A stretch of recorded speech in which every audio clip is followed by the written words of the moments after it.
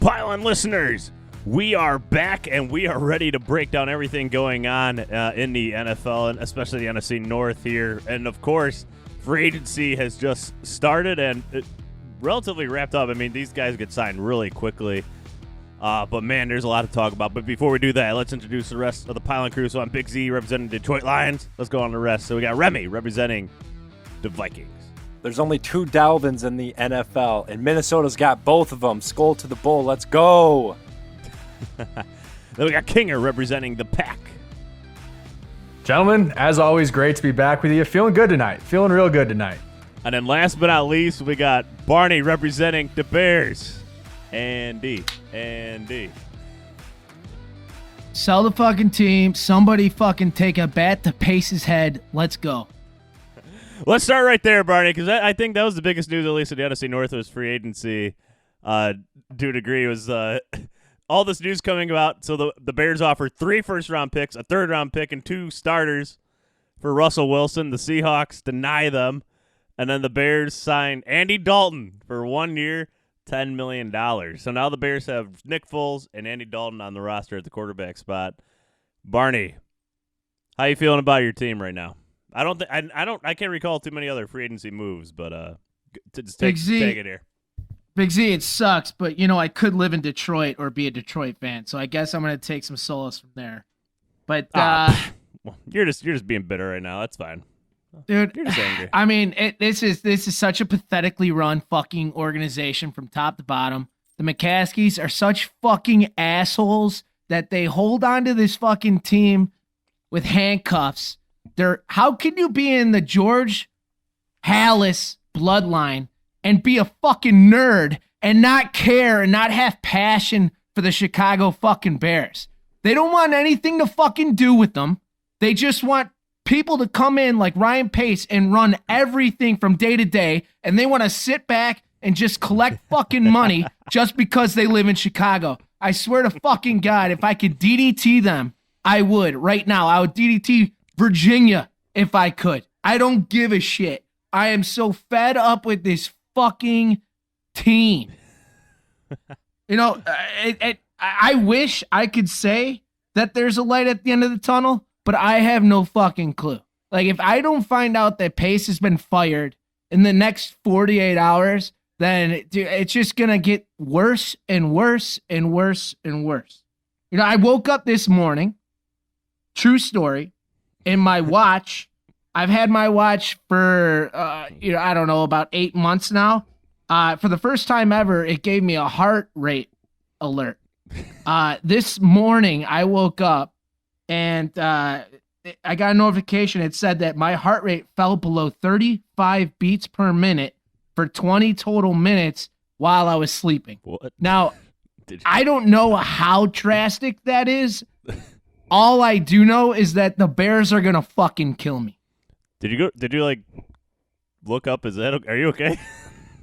Dude, I have no fucking clue. I did a bare minimum research, and like it's like either very, very bad or I am like supreme athletic like ability to where I can have. You're definitely the latter, Barney. It's definitely the latter. Definitely the latter. And judging by my beer gut, I don't think I'm the latter. But you know what? It's just been straight misery. To open up the free agency, I'll say this, and I'm gonna go on a little rant if you guys couldn't tell. But we started off this free agency, and we called together Eddie Jackson, Cody Whitehair, and Khalil Mack. 2 of the 3 are the top paid players on the Bears. And we restructured their contracts, getting back $23 million for this year. And we kind of kicked the salary cap troubles down the road. Khalil Mack's contracts can be $30 million next year, but we'll worry about that next year because we are all in for Wilson. So Pace calls up Schneider. He says, "Let's go to North Dakota. Go check out Trey Lance. You might want to check him out because I'm interested in buying Wilson." He says, "Take whatever the fuck you want. You can have 3 first-round picks, a couple day 2 picks, and an a la carte pick of the litter. 2 players, Mack, Hicks, anyone's on the table." He's there as a beggar. He's on his knees. It's pathetic. So you know the story, like you said, Big Z. Schneider said no. Well, Pace looks around after doing nothing for 2 days straight in free agency and says, hey, you know, Andy Dalton's still on the board. Our offensive coordinator, Bill Lazor, he coached him in Cincinnati. Let's take half the fucking money we just freed up in those contracts and let's give it to this guy on a 1-year deal. What the fuck is going on? No disrespect. No disrespect to Andy. I honestly couldn't give a shit about Andy. Glad he's on the team. You know, we're all just trying to make it here. You know, I get it. But Andy Dalton, the guy who just came from Dallas, Dallas has a better offensive line. Dallas has a better wide receiving core. Dallas has a better running back. And in 11 games, he had 14 touchdowns, 8 interceptions, and only averaged 197 yards. I mean, Mitch Trubisky's numbers were better than that. Like, I mean, I'm not a Mitch Trubisky person. I'm glad he's off the team because I don't think he possesses what it is needed to be in the NFL as a quarterback. But seriously, this was the fucking move. After you restructured all that money, you decided, let's give half of it to this 10-year vet redheaded fuck? Are you kidding me? You know, no disrespect to Andy Dalton, though. Yeah, no disrespect. I'm just finding out now that Kyle Fuller just got released or cut, and now Akeem Hicks wants out, and you know Allen Robinson already fucking wants out. So I'm dealing with some emotions, Andy. I'm not coming at you. I'm coming at Pace. But you know, shame on me. Shame on me for thinking anything would be different here. No, these are the same guys who decided to give Mike Glennon $18 million in 1 year. You know, Mike Glennon has been in the league for 10 years now, a decade, and he has not made more money in his 9 other years than the year that he was with the Bears. That's Ryan Pace. That's his quarterback scouting. What else did he scout? Let's see. He had the golden ticket in 2017, picking 2nd overall, and he chose, let's see, his options. Mahomes, the highest paid NFL player of all time, worth $500 million. Watson, who is now the 3rd highest, was 2nd highest paid, but Dak Prescott just took his spot. And the 3rd choice, Mitch Trubisky, who just signed a 1-year deal for $2.5 million in Buffalo. Way to go, Pace. You knocked that one out of the fucking park, too. I mean, for fuck's sake, George, what else do you need to see from these guys to think, maybe they don't know how to fucking run a team? You know, I wish I could say it's going to get better. I do. It's just going to get a hell of a lot worse for the foreseeable future. And make no mistake, if Pace is not fired now, he's going to be reaching in the draft. He's going to trade up, and he's going to take one of these guys. Now, if he couldn't do it in possibly one of the best quarterback classes in a long time, picking first, then I don't think he's going to do a good job here sitting at the 20th fucking spot trying to choose from the bottom 4 quarterbacks of the first round, because I don't think anybody's going to take the fucking Jaguars spot at number 1 for Trevor Lawrence. No. So, you know, I have zero faith in this fucking fool. I wish I could noogie him till his scalp dissolved in my hands. I fucking hate this guy. I'm done. Kinger. I just want to say, I mean, look, I honestly do as much enjoyment as I get out of this and watching the Bears organization just fumble year after year, mainly, you know, this Pace regime that, you know, has been in place now for these past couple of years. I do feel for the Chicago Bears fan base because they are loyal. They care about this team, and it seems year in and year out, they continue to be let down and disappointed. Now, the one thing that I'm going to say, you know, the Andy Dalton $10 million deal makes no sense to me, especially because you talk about Trubisky's numbers being, you know, better than Dalton's were last year. Trubisky going and signed for $2.5 million, you know, today, that's got to sting. You know, 10 for Dalton, 2.5 Trubisky. I mean, you might as well just have kept Mitch. But the one thing I'm going to say, I mean, the defense I'm not even going to comment on that. It's like, what the hell are they doing? Release Kyle Fuller. I'll talk about that later, but I would love for Green Bay to get in on that, especially now Akeem Hicks. But, you got to at least say that Pace tried to get Russ Wilson, right? I think the Seahawks did make the logical decision there, right? Pete Carroll's 69 years old. He's not looking for a rebuild. They're not in a position right there where they're looking to rebuild. They know they've got a franchise quarterback, a top 3, top 5 quarterback in the league. So I think that at least, there's not much of a shining light there, but I mean, you can respond to this how you want, but can you at least agree potentially that you give them at least a small bit of credit for trying to make the Russell Wilson trade? No, I don't give him any credit because this is a results-based business, Kinger, and I don't give a fuck how hard you try. Get it done, all right? I don't care. I honestly don't care. The reason why we didn't get it done is because I don't know what week it was, Big Z, when your tenacious Detroit Lions took down the Bears on that last-second fumble, all right? But when we went on like a 6 or 7 game losing streak last year, and then we decided, hey, we're gonna face the Texans who suck, the Jaguars who suck, Minnesota who sucks, a bunch of teams who fucking suck. Let's go 8-8 and make the playoffs because we believe in ourselves. And then drop a fucking dud and score 3 fucking points in the goddamn game against the Saints. That's why we didn't get Wilson, all right? Because if we would have just fucking punted the season, after a 7-game losing streak or whatever it was, then we would be picking somewhere around 10 or 11. And that might tip the scale when you're offering 3 fucking picks and Khalil Mack and the second rounder. That might be not that hard of a rebuild for somebody that's just Russell Wilson. And I get it. You need a quarterback in today's game.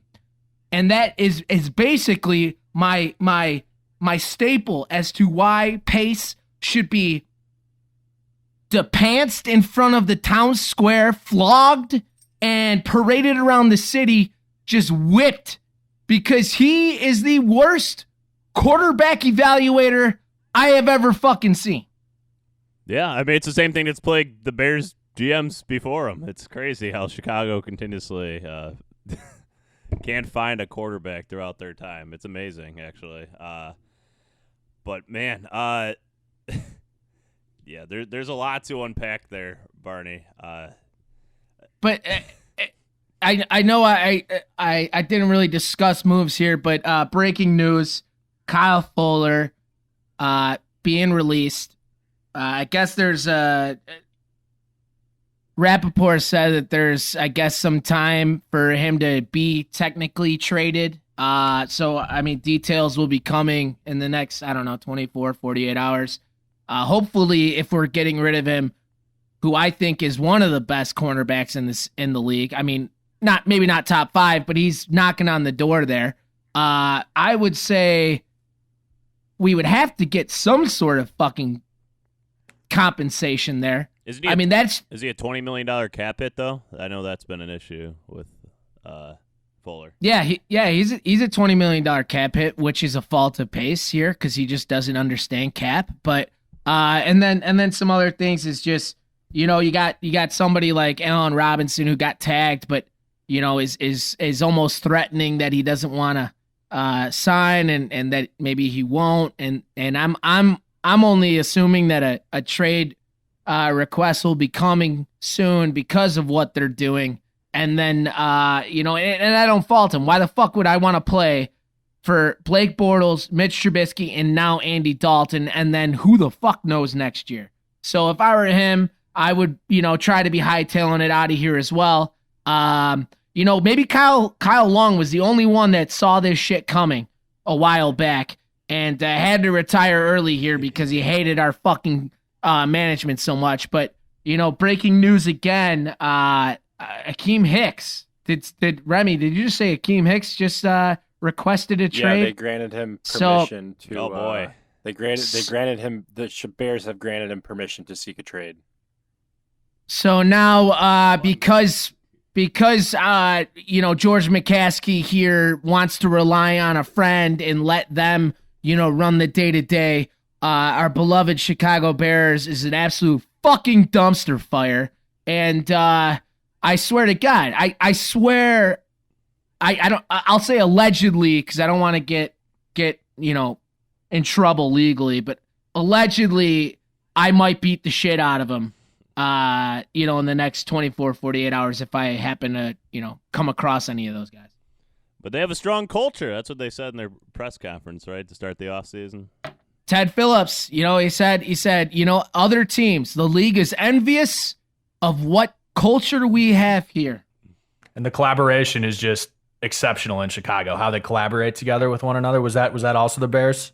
All right, you guys, fuck off. Start talking about whatever the fuck you guys want to talk about. It's such an easy target right now, though, Barney. Leave me in my vodka. Leave me to my vodka. All right, we can move on for now, but we might circle, back every once in a while to that. It's too much fun. But let's go over to Minnesota. I think Minnesota actually had the biggest signing in terms of money, right? Dalvin Tomlinson. What did that contract go for, Remy? Yeah, so Minnesota, Dalvin Tomlinson was a guy that they had number one on their board. They got their guy, and that contract is 2 years, $21 million, $12.5 million signing bonus. Immediately, you got a 3 technique guy who can fill in there. He's 6'3", 320 pounds. Last year, he had 3.5 sacks, 49 tackles. And he's a guy you can put next to Michael Pierce, who is now coming back after opting out of last season. Their combined weight, our D tackles, our starting defensive tackles combined weight is 665 pounds. Absolute run stoppers. I'm excited. Minnesota needed to address the run stop, and I think that's what they did. They went out and they got their number one guy. And, last episode, when we predicted who he wanted, Kinger brought up a really good point about wanting Patrick Peterson, and I was like, man, I should have thought about that. Well, lo and behold, I'm sitting there watching Last Chance U last night, the basketball version, and I get the text saying that Patrick Peterson is coming to Minnesota. And instantly I jumped with joy. But then I thought, Big Z, what you said, 120th ranked per PPF. But then I thought back to what Kinger and what all you guys said too is Minnesota probably needs a veteran in that cornerback locker room because the average age in that cornerback locker room has got to be like 23. Peterson can come in and just be a veteran. He can be a leader. He can be that vocal guy on defense. So I think that's a very exciting move by Minnesota. Now, I don't know if he's going to take Mike Hughes' number 21. I don't know if Mike Hughes is going to be healthy this season. Who knows? He's been battling a neck injury for almost 2 years now. But, excited for that. Excited. Those are our 2 big free agency splashes, and I couldn't be more excited. They only gave Patrick Peterson a 1-year deal, $10 million, that Andy Dalton deal. So you got to think Minnesota just thinking that they believe they can win now. And when you give a guy like that 1 year, it's like, okay, we're going to try and win now. But so I'm, everybody's happy. Happy St. Patrick's Day. That was yesterday, man.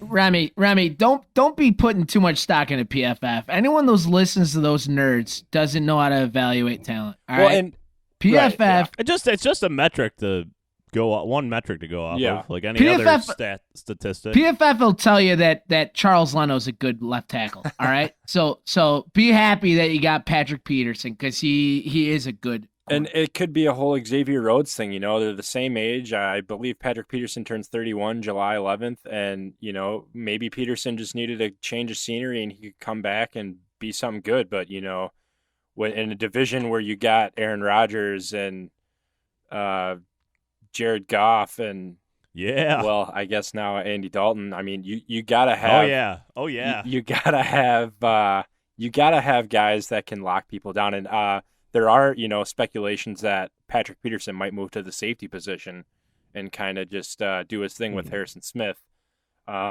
which leads me to my next point. Minnesota is actually working on an extension with Harrison Smith and Danielle Hunter to try and get those guys locked up.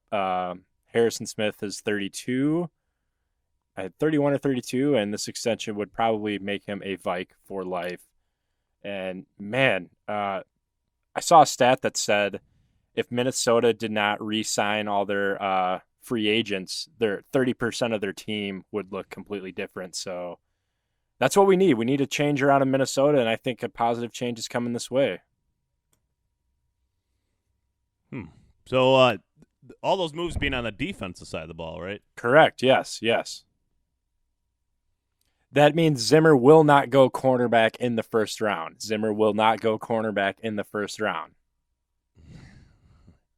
So what do you think they're going to target now? The offensive line? I'd like to go get a guard. Cordero Patterson just actually tweeted out that the Vikings should hit his line back up, and he said, "Don't use cap as an excuse." So Cordero Patterson's very vocal about coming back to Minnesota. But Chicago's so appealing right now. Exactly. I would like Minnesota to address the offensive line some way, shape, or form. Whether it's free agent or the draft, you got to get Kirk protection. And when Kirk has a clean pocket, he's amongst the top quarterbacks. He's just great. He's efficient. He makes good decisions. He throws touchdowns. You get him under pressure, he looks like an idiot. But defensively, this is one of Zimmer's worst teams he's ever coached, and I think this team is now trending in the right direction. I mean, what do you guys think about Minnesota's prospects here with the free agency moves that they made? Is it going to make a big impact, a small impact? What are your feelings? I mean, my personal opinion is I think the defense is going to improve this year. You give those young corners another year. You bring in a guy like Peterson, who I was personally pretty high on. I was, definitely was hoping the Packers were going to maybe give him an evaluation, see if, we could get him in. $10 million.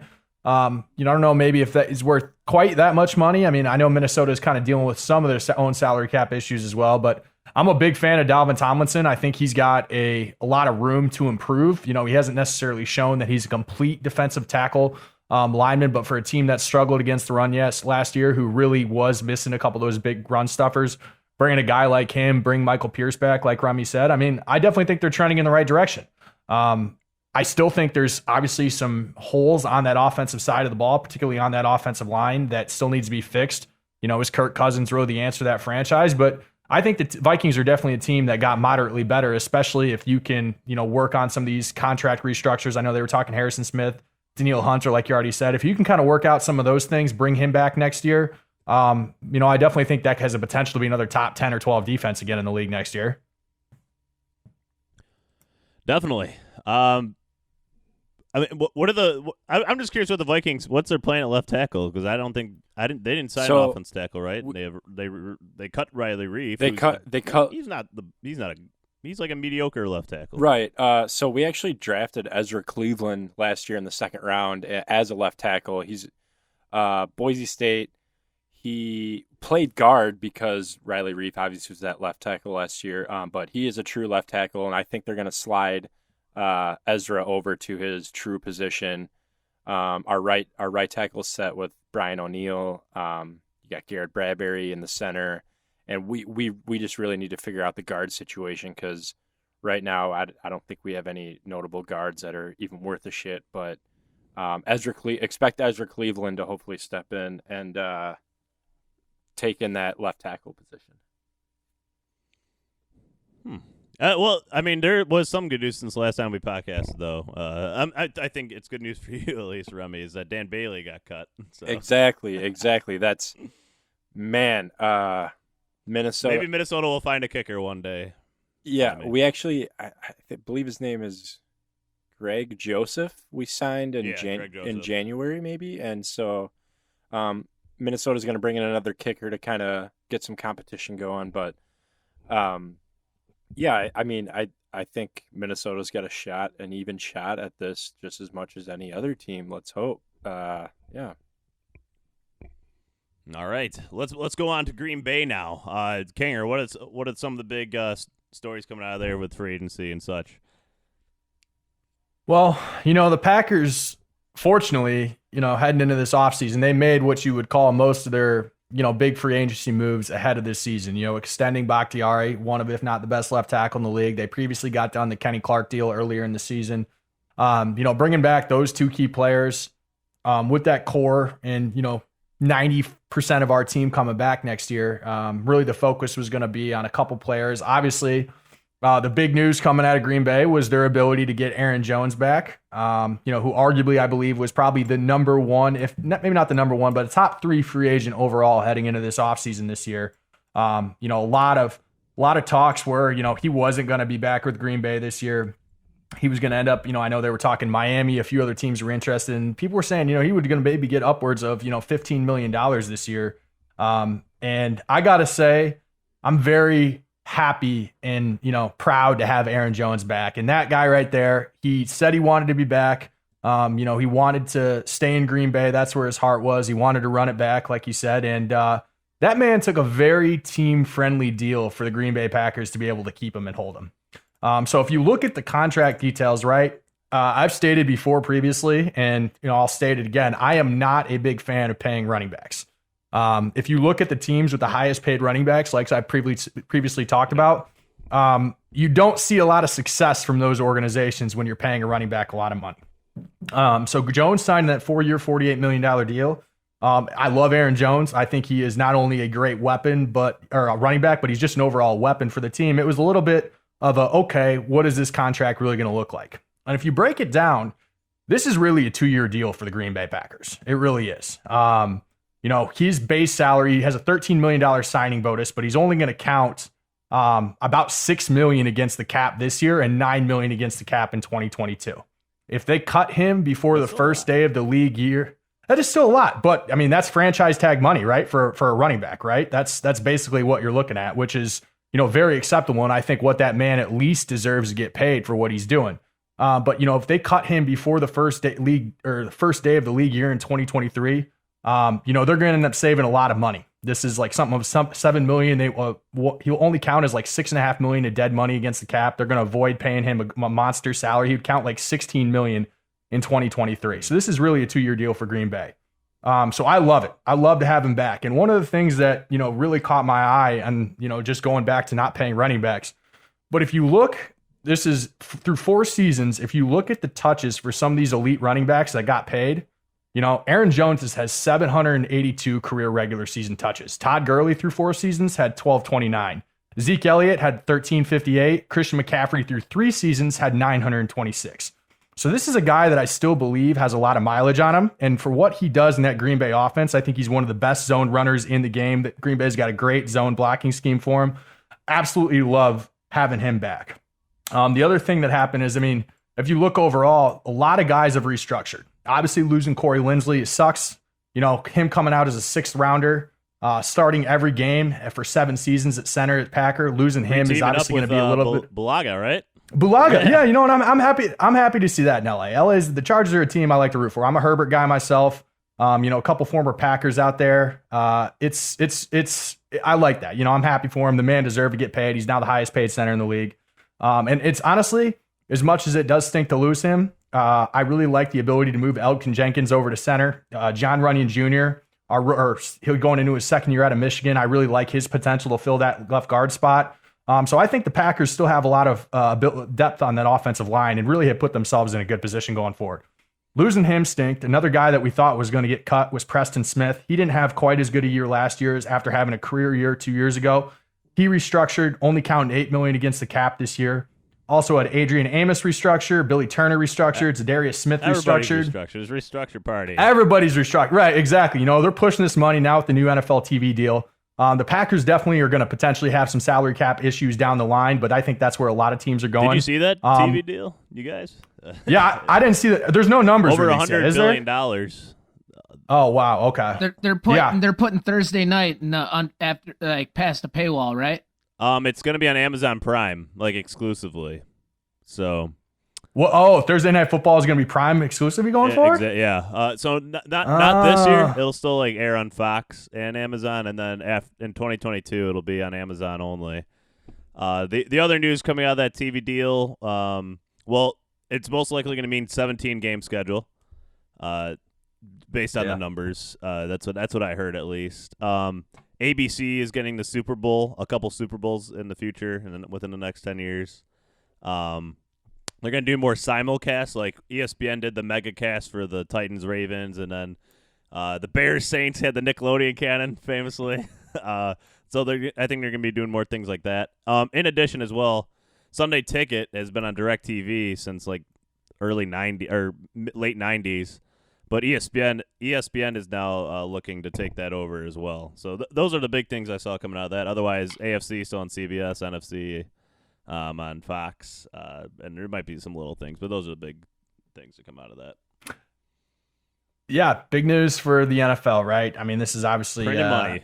one of the most powerful brands in the world, and so I think a lot of teams like Green Bay. I mean, obviously, you're going to try and push as much of this money out now as you can to try and take advantage of that expanded salary cap in a few years. But definitely, like you said, a lot of these guys restructuring. An interesting thing, and I want to honestly hear your guys' opinion on it. So they tendered Robert Tonyan as a second rounder, right? He's going to count against 3.5, like $3.2 million against the cap next year. I believe that means that, other teams potentially have the ability to go on and sign him for a second rounder.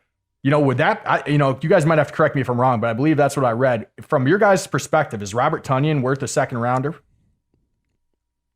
It's a tough one. That is a tough one. I mean, I think Aaron Rodgers is a kind of quarterback that you can plug and play anybody. I don't think Robert Tonyan is anything special. He had a tremendous fucking year, but I think a lot of that's to do with Aaron Rodgers and Matt LaFleur's system. Yeah, like his ability to get him open. Well, I agree with that. I mean, you're right. The system is a big thing, but I mean, for Tonyan not to have a single drop last year in tight end and how productive as he was, and you did give him credit for having an excellent season, but I think that's got to be intriguing from an organization, right? And I don't know if second round is, but I think the Packers did right by putting that second round tender on him, because you are going to make another team give up some significant draft capital to go get him, and I think that was the right move. I totally agree. That was. I'm trying to remember how it works though. So a team wants to sign him, they have to give up a second round pick, but do the Packers get to match the offer as well? I believe so, but again, I don't know. I should have done a little bit more research in that, but that was something I saw yesterday. Some people talking about, like, questioning if you were another NFL team based on his stats and last year, would you potentially go get him for that second round draft pick? I was gonna say, if you're a team looking for a tight end in the second round, why wouldn't you do that rather? Because that's a more established product. That's very true. I would assume that whoever does the puts the tender on him, like, has the final say, right? I mean, the people put their offer in because that second round tender might be like, somebody from the Chiefs, and that's pick 60, something. It's like, no, I'm all right. So that's true. I would assume that the Packers would have final say. Let's work with that assumption for the sake of the podcast. Yeah, exactly. For the sake of the podcast, us, because we're big, salary cap guys, we know the ins and outs of all of it. So, but no, I mean, again, this is, Packers fans talking about going all in. And, we still say, Gutekunst did say that we have the ability to sign one more free agent, mid to high level free agent. We obviously are very tight on cap space. Kyle Fuller, after we, tried to sign him in 2018, he'd be a guy who I'd absolutely love to be considered up in Green Bay. But, this Packers team is bringing back 90% of that roster next year. And, we're off back-to-back NFC championships. I think everybody as a whole really likes this core that we have there, and we feel that we have the ability to compete and be towards the top, one of the top teams in the league again in 2021. And I think, we're making the moves to try and make that run again. I absolutely believe and trust in Russ Ball, who's really, he's, the guy behind the contracts doing a lot of that work on the back end. Obviously, I think there's a plan. Green Bay has always been an organization that has a plan in place, and, I'm excited about it. I don't think any Packers fan can be disappointed with what we've done so far. Yeah, it sucks to lose Corey, but we've got that depth like we talked about, and we're definitely in a position to be one of the elite teams in the league next year in 2021, 2022. Yep. So let's go on to my team now to wrap up this free agent talk here. And boy, there's a lot to talk about with the Detroit Lions. They've gone through a complete roster turnover here. I mean, it's crazy how many people are going to be gone, especially on the defensive side of the ball for the Lions. But first of all, Gerard Davis signing with the Jets for $7 million. Jamal Agnew, that was the biggest one for me. He signed like a 3-year, $20 million. It could be up to $20 million with the Jaguars. That's just a guy that's a solid returner and catches 10 balls a year on the offensive side. He follows Darren Bevel to Jacksonville. Marvin Jones the wide receiver market in general has been terrible, like for the free agents at least. Marvin Jones, he lit it up last year. He's been top 5 in touchdowns the last 2 years in the league, and he got a 2-year, $14 million deal also with the Jaguars. And then Matt Prater's gone. That was maybe a little more shocking than the rest. Matt Prater's been a great kicker for the Lions. And I hate to see him go. So now we can't settle for 60 or 59-yard field goals anymore. We're going to have to actually drive the ball in. Thank God. I know Remy especially hates him because he hit some really good ones against the game tying one that you guys beat us at the bank. Yeah. Ridiculous. Romeo Quara, I don't know if everybody thought he was going to be back necessarily, but he comes back on a 3-year deal. Around $30 to $39 million. So that was that's a good deal. I thought that was a little pricey for him still, just because he's kind of a 1-year wonder. He's very bad against the run. So he's still, ND guy, Barney. Him and his brother, Julian Aquara, are staying on the same team. So I like that. But man, let's first of all though, the Lions also trade part of the Jared Goff trade. Technically, it all worked in the same trade. Was Michael Brockers coming over to the Lions? This is a move I really like.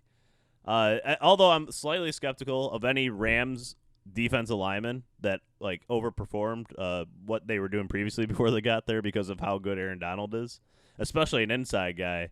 Aaron Donald takes up all these double teams in LA, and then Michael Brockers is constantly working one-on-one. Yeah, you're going to have better numbers if you're not taking on 2 guys every time. But I still like the move. The Lions desperately need help on the inside pass rush, and Michael Brockers, I think, is going to provide it to them. In addition to that, they're going to sign him to an extension is what the rumors are going around right now. And then, I like this one. Kinger will like it too, the Tim Boyle signing. Oh, yeah. Love it. Hate to see Tim Boyle go, though. Hate it. The legend. The legend. How many actual passes did he throw for the Packers? That's a good question, but I'm pretty sure he led the league in kneel downs last year. I saw it. Like I saw a video. Here's Tim Boyle's highlight tape from last year, and it's just kneel down at the end of each game. I thought that was good, and I think Robert Tunyon even responded to it actually, like saying that's my boy.